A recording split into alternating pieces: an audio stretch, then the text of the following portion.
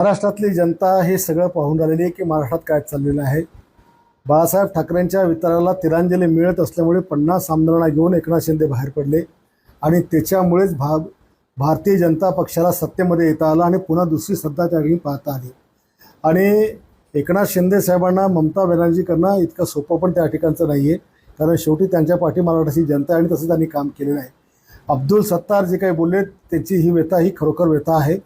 राज्यातल्या 2 कॅबिनेट मंत्र्यांना कशी मारहाण झाली त्यावर कारवाईसुद्धा काही झाली नाही हे उभ्या महाराष्ट्राने त्या ठिकाणी पाहिलं।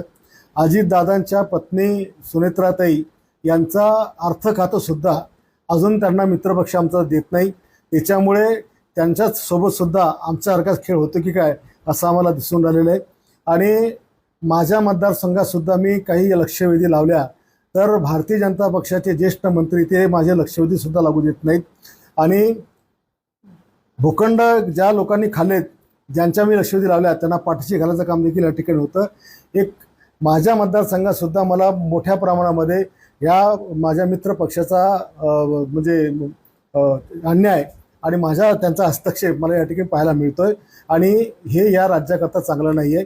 एक महायुती म्हणून आम्ही संपूर्ण लोक मराठा आम्ही एकत्र असताना आम्ही एकोप्याने काम केलं पाहिजे आणि महाराष्ट्रातल्या जनतेला आपण चांगलं काम या राज्याच्या माध्यमातून दिलं पाहिजे।